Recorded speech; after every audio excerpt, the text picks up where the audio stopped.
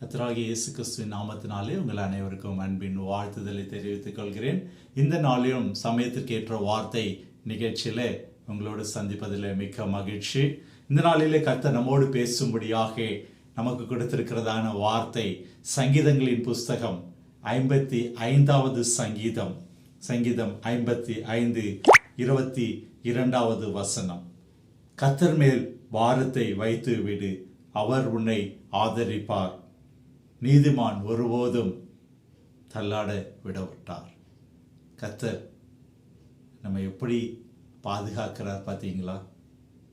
நம்முடைய பாரங்களை அவர் மேலே வைத்து விடும்படியாக, நம்முடைய கஷ்டங்கள் சுமைகள் எல்லாவற்றையும் அவர் மேலே வைத்து விடும்படியாக கர்த்தர் இந்த நாளிலே அழைக்கிறார்.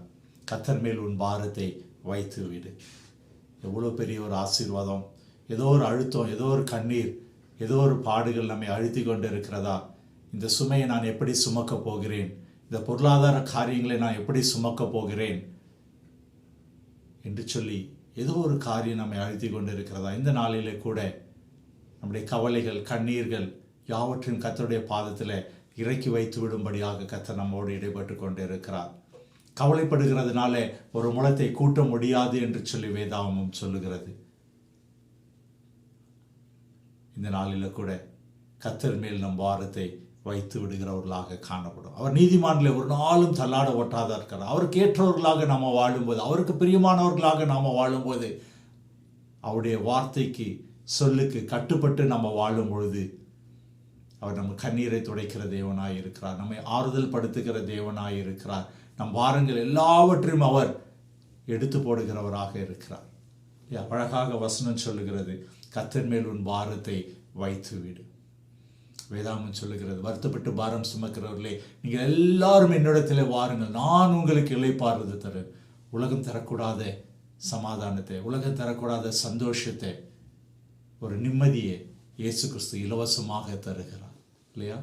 உலகத்தில் என்னென்னவோ செய்கிறாங்க, பணத்தை வச்சுட்டு பொருளாதாரத்தை எது தாங்க அதை தாங்க அப்படின்னு சொல்லி. ஆனால் கர்த்தராகிய இயேசு தருகிறதான ஒரு விடுதலை அது இலவசமானது. இந்த நாளில் நம்முடைய பாரத்தை அவரிடத்தில் இறக்கி வைத்து விடுவோம். அவருடைய பாரத்தை நாம் அவரிடத்தில் இறக்கி வைத்து விடுவோம். கர்த்தர் மேல் உன் பாரத்தை வைத்து விடு, நீதிமானை அவர் ஒரு நாளும் தள்ளாட விட்டார்.